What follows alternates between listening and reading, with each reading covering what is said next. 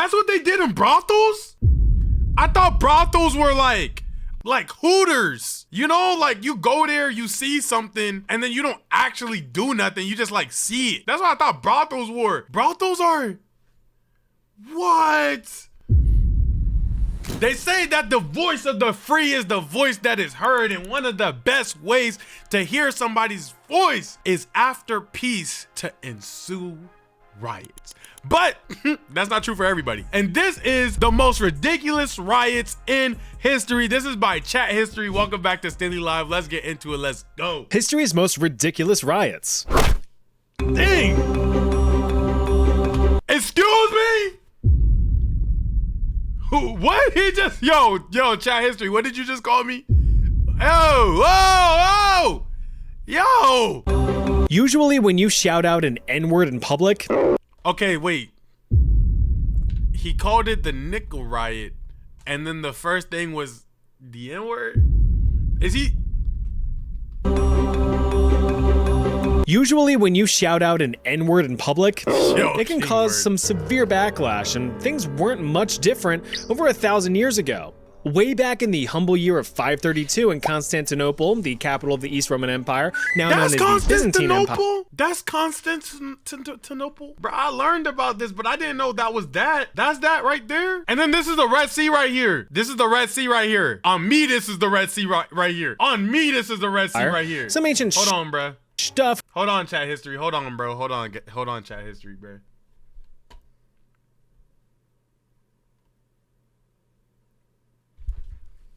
No, this is that thingy. No, is this it? No, wait, am I right? Okay. That's the Black Sea right here. That's the Black Sea right here. So underneath that is what? Underneath that is whatever this is. I'm trying to be up here though. What is up here?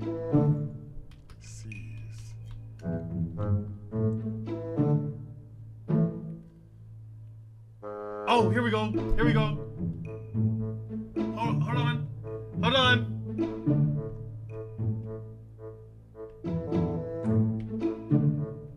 Black Sea. What the heck is this? What is this? Aww. What the heck is a ravina? No. That's not the sea, is it?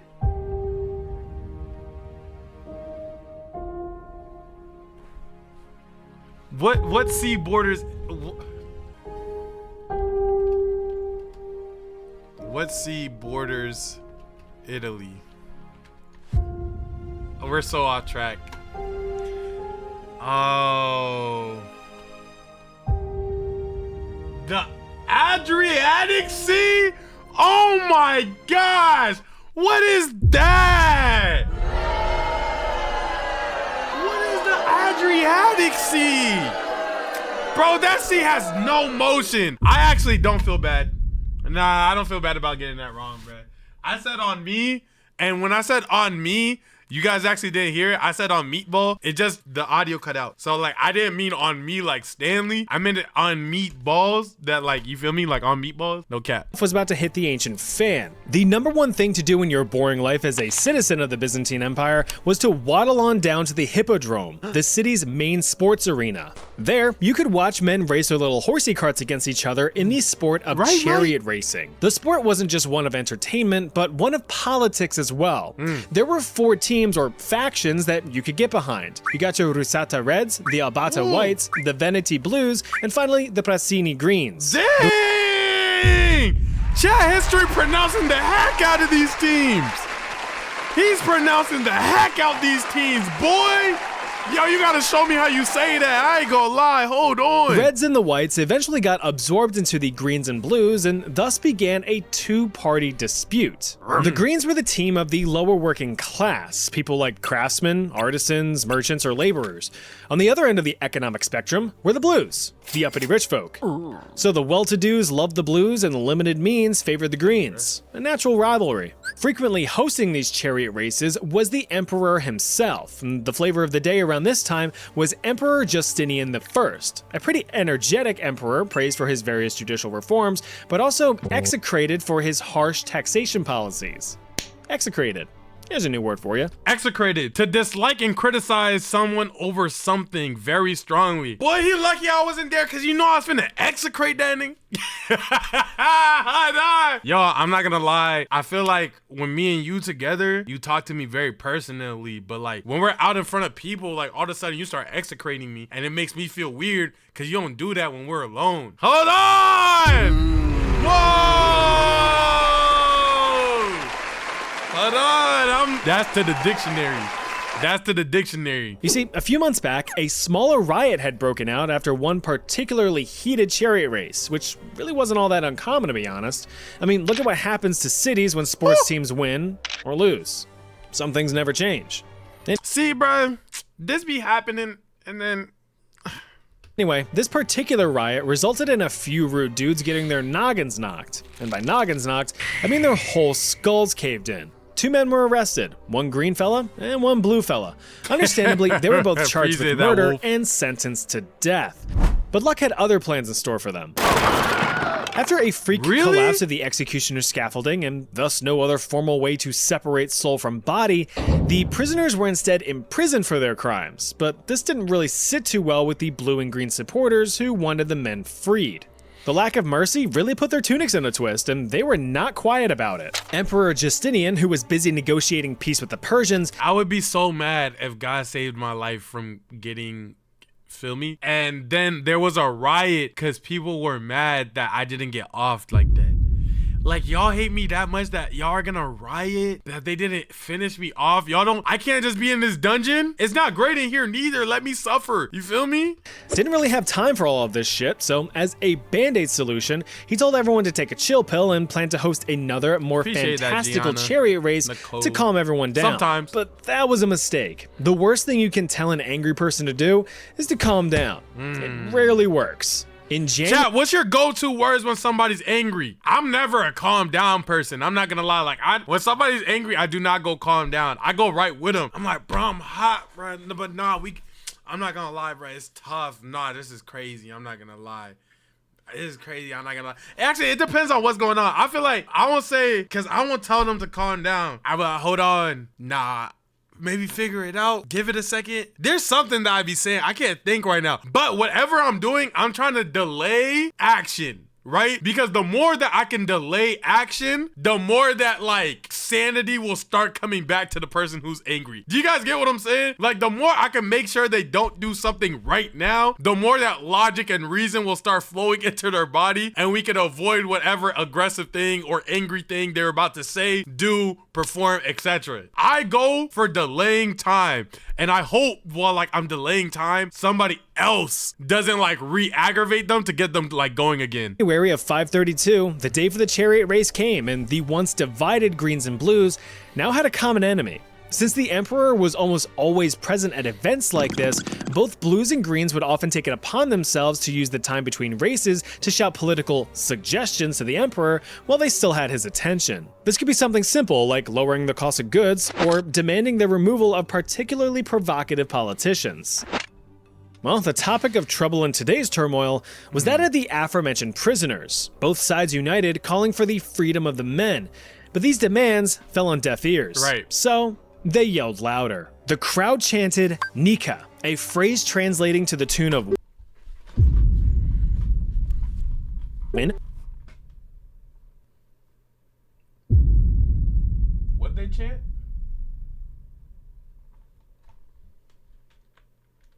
Yelled louder. The crowd chanted Nika.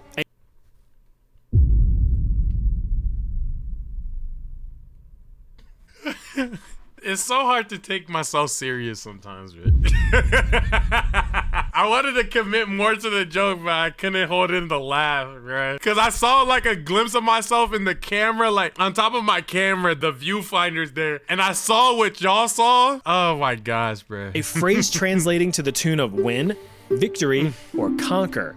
This was typically shouted by a— Oh, wait, what? To the tune of win, victory, or conquer. Win, victory, or conquer? Hold on! Man, everybody around me some niggas!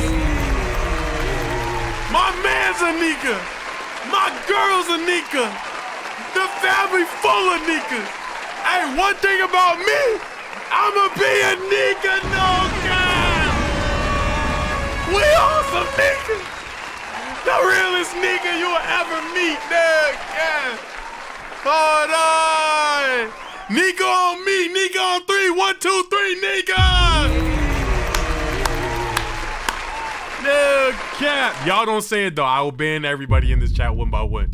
This was typically shouted by a winning team at the end of a race, but this time it took on a new meaning, and it was directed at the Emperor. But these words would also remain ignored, so the crowd offered 2 more options: fucking A and fucking B. The crowd leapt from the stands and charged towards the palace, attacking the prison holding the 2 men and setting them free before burning it all down. The city spiraled out of control for 7 whole days, with fire and property damage destroying nearly half the capital city. Justinian had conceded to a lot of the rowdy crowd's initial demands, like firing 3 of his top guys, but that didn't stop the destruction. They wanted his head. At the end of his rope, Justinian found himself cornered and was forced in. I'm actively black? Like you could deactivate it? Like what do you mean you're actively black, bro? Into hiding. He continued to cower until his wife, Empress Theodora, calmly offered some kind words of encouragement. Stop fucking crying! The Empress had convinced him to stay and face his subjects head on. It was better to die as an emperor than to live life in exile. No, it's not. No, it's not. Let me just live my life in exile. I'll live it in so much exile. Like, give me more exile on top of it. He took that advice. Sort of.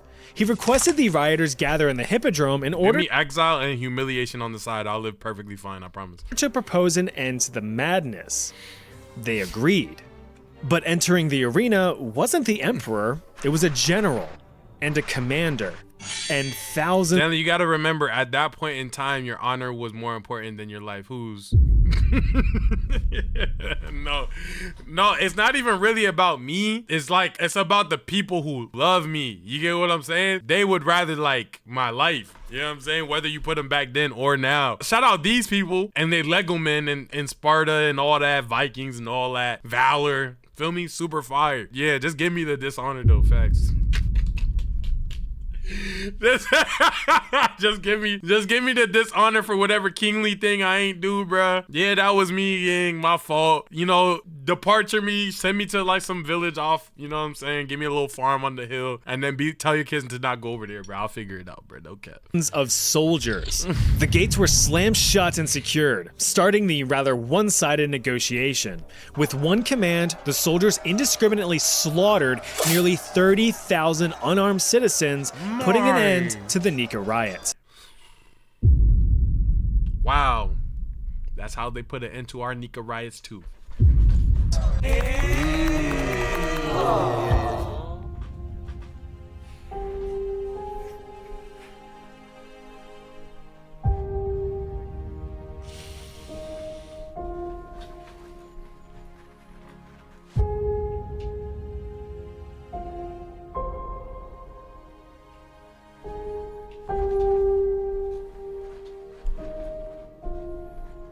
In the end, Emperor Justinian justified the bloodshed to consolidate power and strengthen his grip on the Byzantine Empire, ruling as one of the greatest emperors of the age. He just had to, you know, make everyone scared to question him.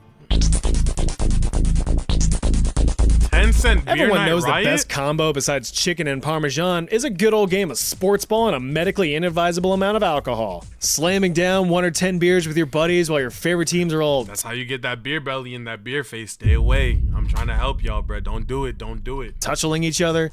Yeah, that's never ended badly for anyone. Oh well, just a game. Well, wouldn't you believe it? It caused quite the ruckus back in 1974. An extremely poorly planned promotion by the Cleveland Indians was 10-cent beer night. A night where, you guessed it, you could buy a usually 65-cent beer for just 10 cents a pop. Oh, that's As expected, cool, this actually. wouldn't be without limits. Yeah. On paper. You see, each guest could only buy up to 6 beers at a time, but the promotion failed to limit the number of transactions per person, so you and your friends could get completely blasted for just $1 or $2. Now, to be fair, the promotional beer was like if you pull up, hey, you're only limited to get 6 beers. So you get 6, you go sit down, then you could get back up and get another 6. That's stupid. only about 3.2 ABV, but when you're double fisting them things down, the math starts to add up. If that wasn't enough of a Just any catalyst for a liquid that rowdy much is rumble, the crazy. Cleveland Indians were facing a rematch against the Texas Rangers after having just lost a few nights prior. Thanks to the 10-cent beer night promotion, attendance was near a record high, over 25,000 patrons, Sheesh. double the usual turnout. The game began and the Rangers quickly took a commanding 5-1 lead, which pissed off the Cleveland fans. You're out. Fuck. The crowd, after slamming down liquid courage for a few innings, started getting bold. The shenanigans began when a fan whipped out his own slugger and dashed across the field. There were a few more cases of relatively harmless indecent exposure, Yo. but things soon got out of hand, with Cleveland fans now pelting the other team's players with food scraps and beer bottles, and even some of the more sneaky guests started shooting off firecrackers in the stands and the field. All of these sober folks, realizing that things were about to get nasty, packed up and left before being brought into a brawl. At the bottom of the ninth, Cleveland made a comeback, tying up the game 5-5, but one This is why I hate news coverage. And man, this is such a side topic to everything, because I really don't like, it's not that I don't like, it's just I would prefer not to get on it, but sometimes just gotta be said. The way that black people are covered en masse for when a pocket or group or a time of people do something that is not how things are supposed to be regularly done, versus how things are covered when it's a more heavily Caucasian influenced thing, is so crazy. Cause I know if this happened right now, my timeline on every platform would look so crazy. Oh my gosh, I just know it would look so crazy. And I know that this is just like, this was a riot. Like, yeah, it was kind of going crazy. Like, I just know this wasn't as big. The final disorderly degenerate was about to be the spark of an explosive riot. A 19-year-old fan stormed the field in an attempt to yoink a Ranger player's hat. Not very smart. The fan ended up catching a Spartan kick to the sternum. Now fearing that his own player had been attacked, the Rangers' manager took to the field, bat in hand.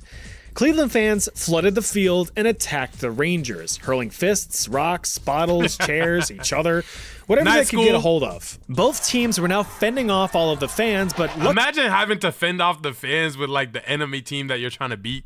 luckily managed to escape the chaos, fleeing within the stadium. But in their absence, the rambunctious rascals destroyed the field, stealing bases and trashing the dugouts. Well, it looks like I made it to third base one way or another.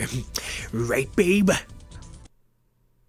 The riot lasted just over 20 minutes before police came in and broke it all up, making 9 arrests. All in all, there were no serious injuries and the game was forfeited to the Rangers. Just over one- Dang, and they have my dog out there working the shift too. Oh my gosh. I could only imagine what he was hearing out there, bro. He was cooked. You see him, bro? He looked more frightened than the other players outside, bro. He looked like he trying to get it. Oh, yeah. I'm kidding. All in all, there were no serious injuries and the game was forfeited to the Rangers. Just over 1 month later, a second 10-cent beer night was held to the tune of over 43,000 They did it again? attendees. But this time, only 2 drinks per person were permitted. No problems occurred. It may have also been due to the fact that there were about 200 cops on site to help maintain order. Back in 1855, the city of Toronto in Ontario, Canada, was really up and coming. Boasting a thriving population of 40,000 syrup sippers, the city had a lot to offer, like 152 taverns, 203 beer shops, and most importantly, dozens and dozens of brothels. Beautiful Brothels babes is the willing shorties. Okay, yeah, I was gonna say brothels is the one with shorties, right? to get silly with your willy for the right price. Wait, that's what they did in brothels? I thought brothels were like Hooters. You know, like you go there, you see something, and then you don't actually do nothing. You just like see it. That's what I thought brothels were. Brothels are... What? What? So every time I've ever heard like an anime talk about a brothel, or like a book, or like a movie, they end there getting... My childhood just evaporated, gang. I'm not gonna lie, bro. My childhood just... Oh my gosh. But another form of entertainment was coming to town. The circus. The American SB House Star Troop Menagerie and Circus, to be precise. Acrobats, performers, animals, and of course, the iconic clowns. The show was in town for just 2 nights. After the end of the first night, many of the clowns took the night off from their slapstick comedy to consensually slap their sticks in women's faces at a local brothel. Problem was, they chose the wrong one. This particular establishment was the go-to spot for the local volunteer firefighting brigade. So all night, the men fought for the attention of hardworking women so they could get their dunks sunked. The thing you have to remember is, these were firefighters and clowns of yore, not the type that we see today. For instance, firefighters back in the day were in competition with each other. When there was a fire, they rushed to see who could get there first and get the payout. This often resulted in fire departments banging away at each other while the fire blazed on in the background. In short, imagine somebody's like fighting for stats for fire. He trying to put out 3 flames, you trying to put out 4. You feel me? Now y'all fighting and my life is overly in your hands, but you beefing trying to get a triple double. You beefing trying to get a triple double, inflating your stats for the firefighter Olympics, bruh. I'm on the 3rd floor and I can't see anything. Please just throw the ladder up here, bro. I don't care which one it is, bro. These men knew how to fight, and so did the clowns, because the clowns beat up the firefighters so they could get beat off in peace and quiet. 2 firefighters were reported as seriously injured, having to get carted off to be treated for their wounds. But unlike the brothel workers, these firefighters wouldn't be taking this lying down. These clowns were outsiders, and they were about to be reminded of that. The local policemen, firefighters, I saw Pennywise behind that, and many of the town's elite were part of a group called the Orange Order, so they weren't too happy to hear about the showdown with the showman. The very next day, dozens of men from the Order attacked the circus as vengeance. Stones were thrown and fires were ignited, prompting the fire department to show up, only to partake in the carnage. Sorry. After what felt like saving me, though. Hours, So you're telling me firemen were actually just clown beaters? mayor finally stepped in to stop the mayhem. The riot stopped, miraculously, with 0 reported deaths. Oh, nice. Despite the circus being reduced to cinders, the police did nothing. Why would they? They were in on it. 17 people were reportedly charged, but only 1 ever saw a conviction. Wow. Now, one person who saw the conviction must have did something crazy, though. Local Torontonians, or whatever they call themselves, didn't really like that response and called out— Torontonians? You talking about Bear Mans, who's a youth, fam? What you saying? Bear Man's trying to tell me if it's a ting or not. He showed me Shorty. I said, well, go on to the Shorty. Shorty says she don't like me. I told Shorty she a brainer. It's a big ting with me. Me, fam, Bear Sticks, WAP, she know us with us. She know us gang. She want to be part of the waste man, be a waste man. My youth always good, brethren. Real. Come on, bro. I'm really like that. Bro. That's really me, bro. The obvious corruption. To them, they just witnessed a bunch of the local elites destroy a circus unprovoked. The whole fiasco turned public opinion against the Orange Order and their political— No, we gotta watch the clip now. How my guys removed the lockers for you, my guys will remove you for me easy. If this is about the Grand Marlowe, we can— It's about whatever you want it to be about, broski. Trust me. You guys keep pushing into my routes, I might have to reroute that permanently, you understand me? I got guys who move, and I got guys who do the moving. And we don't like the way you guys are moving, and we're with the movement. How my guys remove the lockers for you, my guys will remove you for me easy. If this is about the Grand Marlowe, we can— It's about whatever you want it to be about, broski. Trust me. You guys keep pushing into my routes, I might have to reroute that permanently, you understand me? I got guys who move, and I got guys who do the moving. And we don't like the way you guys are moving, and we're with the movement. Oh my gosh, I love that clip. That jump be having me dying, bro. Holy. We with the movements. Got to reroute that permanently. It's real. It's Drake on a show for the Office Movers. It's a Toronto-based show.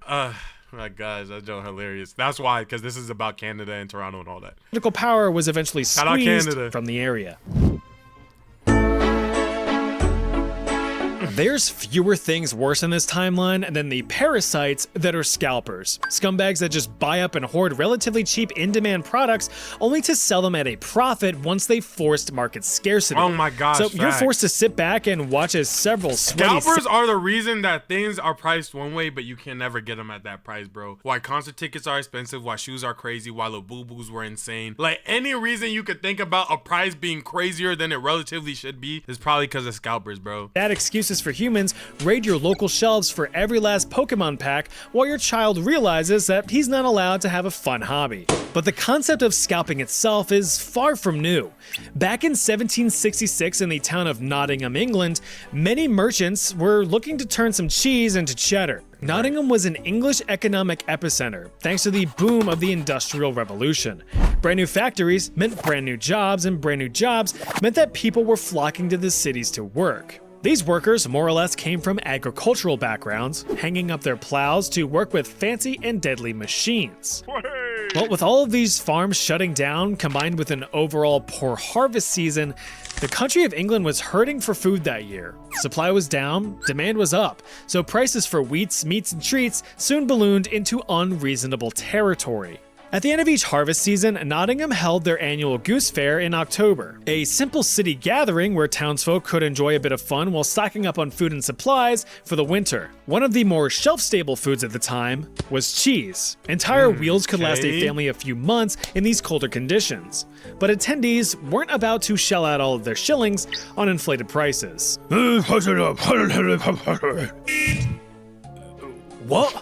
Now you might be all, well, yeah, you just said that prices were up because of food shortages, and it's true, they were, but not this bad. Yeah. Many market goers noted that the cheese prices just a town over were roughly half of what was being charged here. So clearly these merchants were being unfair at the fair, but the truth was a lot worse than that. These merchants were buying the cheese in bulk, fresh off of local shipments. So instead of They were literally stealing the cheese to steal the cheese. They been cheese stealing. They the cheese snatchers. regular cheese sellers bringing their products to the fair, merchant middlemen bought up all of the supply and resold the curds at You would be surprised, man. I don't know. But you would be surprised how one of the most lucrative ways to make money, I guess this is me telling you to be a scalper. Don't be a scalper. But like being a middleman is an easy place to be in, because if you could be a middleman, but the middleman that you're being is for conveniency, not just outright jacking somebody's prices to the max, it is a very easy and lucrative position, genuinely. The problem with scalpers is that they're not actually making anything easier on anybody. It's not a service where the upcharge is matching the quality of what they're helping you with. It's literally just they have it, so they're making you pay for it more because they bought everything else. But being a middleman that can make somebody's services easier, very lucrative position. marked up prices, pocketing the difference. Or buying but this services wasn't just easier. limited to Nottingham. The merchants planned to sell those cheeses around the country, cutting off a critical supply of food for the locals. So the people got pissed and began to attack, surrounding all the merchants fronts and backs. They had one demand: sell the cheese here. But the merchants said no with a fuck out of here. And so the riot began. Roads were blocked, merchants were clocked, and carts were knocked over.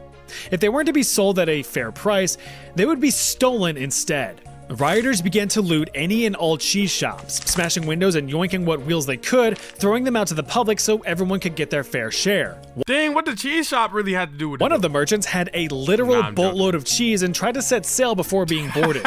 He quickly agreed to rioters Oh to my gosh, it's like the Boston Tea Party, but with cheese. Hold on. The Boston Cheese Party. demands to sell the cheese for cheap, but his boat was still looted on principle. The riot got so out of control that a regiment of the British Army had to be called in. They set up shop and fired into the crowd of looters. But of course, instead of hitting any Well, now Shadow says scalping is easy as heck. All you got to do is be fast. That's how it used to be. Now you have to be technologically savvy. Meaning, you're not going against the person no more. You're going up against a bot that is timed, and the rhythm of their time is like checking the site every second, millisecond, whatever the duration is, to try to buy the thing as quick as possible and as much of it. So you're going against quickness, you're going against how much you could buy in a single batch, and then you're going off of how well you could sell it to your network or if you marketed that network. So now it's a little bit more than being fast. But let me tell you, ethical way to scalp, you could literally make an extra band off of this a month, even more. I'm about to tell you ethical way to scalp, and you can make an extra band to 10 bands depending on how serious you take it and how good you are at doing it, because it is a skill. And it's not guaranteeing that you're necessarily going to make a profit on every item, but the best way to scalp currently, to where I said you're literally helping other people get, you're like literally a helpful middle party, is by garage selling. It's a variation of scalping. It's not really scalping, but you can fit it into the description if you want. Go to the garage sales. There's people who have a whole bunch of items. They're either moving, they're trying to get rid of old stuff, etc. You buying it off of their hands is literally what they want, because you're helping them, A, get money, and 2, remove what is trash from their crib. That's a positive. Next, you go online, you sell it for more than you got it for. That's how you make a profit. You go online, you try to sell it. Somebody is looking for that item that's more than likely either A, doesn't have enough time to go garage sale to find it. B, goes garage sale to garage sale and doesn't find it because they're landlocked, state locked. They haven't been able to go to where you're at. Or C, they've been looking for it their whole life online. Nobody has it. You just happen to have it and you put it online. So you're literally being convenient to the person who couldn't get the material, who couldn't get the item. Boom, you're being positive on both sides and you're a middleman. That's good scalping. It's not actually scalping. Scalping's not the word that I'll use, but it would just be reselling. But that's good scalping if you wanted to. And genuinely, you can make anywhere from like a band, 10 bands if you're nice at it, extra a month.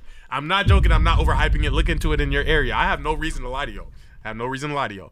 But you will end up with a lot of bad purchases until you know what to buy. Until you know what to buy, you're going to end up buying things you think people might buy off of you, and they're never going to buy it off of you. And now you just have something in your crib that you don't even like. It's junk technically, and it's in your crib, and you spend $20 on it, and now you're down $20, and you have to sell like 4 things to make up for that $120. So until you get good at it, don't blame me if you spend some bread, bruh. There's a lot of technicalities that go behind it. Actual looters, William Eggleston, a local farmer just minding his own business, got wanged by a few rogue slugs. The riot lasted for several more days, eventually dying down once the remaining Kurds made their way out of the city.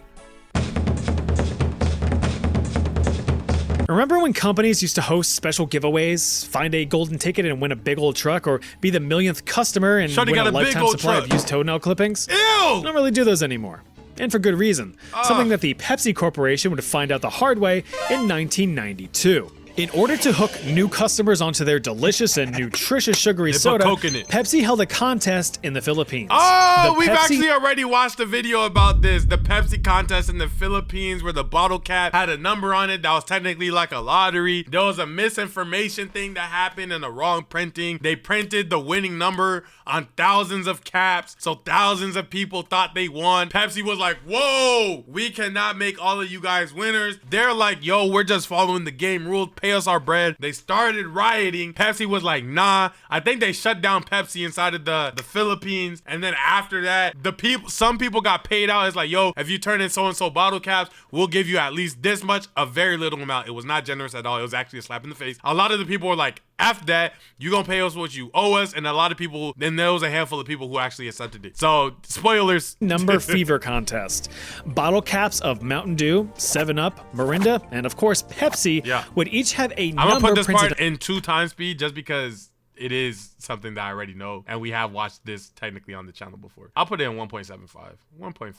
Underneath them, ranging from 1 to 999. It was up to customers to collect these bottle caps and wait to see what numbers were announced as winners of various prizes. These were either small monetary or free product prizes, but the grand prize was a whopping 1 million Philippine pesos. Yeah. This equated to about $40,000 in 1992, or about $92,000 in 2025 money. This was, at the time, equivalent to about 51 times the average annual salary in the Philippines, so it was a pretty big deal. Yeah. Pepsi saw their monthly sales in the area balloon 40% as people scramble for their chance at wealth. New prizes and winning numbers were announced each night on television and radio, and the people would redeem whatever prizes they won. The entire promotion ran from February into May of '92. By the end of the run, over 51,000 different prizes were awarded, including 17 lucky winners of the grand prize. But unfortunately, everyone's luck was about to run out, or at least to them, it would seem like their luckiest day of their lives. As a side note, when companies hold sweepstakes like this, they set aside a specific budget and plan out how many winners of each prize there will be to spend that budget. For the Pepsi Number Fever contest, it was $2 million. They had already made that back in the first few weeks of the promotion, but once the budget was spent, then the promotion was over. Yeah. On May 25th, another grand prize winning number was announced, 349. Since this was a grand prize, only 2 bottle caps bearing the winning number were supposed to be in circulation. There were more. A lot more. Thanks to an oopsie in the manufacturing department, over 800,000 bottles were distributed with the number 349 under the cap. So in theory, Pepsi was now on the hook for over $32 billion in prizes, almost triple what the entire Pepsi company was worth at the time. Fleets of Filipino fellas and fellettes flocked to their local Pepsi bottling plants to redeem their fortune, but were confused when they saw everyone else with the same supposed winning number. To make matters worse, the company retracted the number, correcting it to 134 the next morning. All of the top Pepsi executives held an emergency meeting to decide a course of action. They agreed to eat into the promotion's profits and count it as a wash. But for 800,000 people, this meant that they could only forfeit about $18 a person. Nearly 500,000 accepted, but 300,000 did not.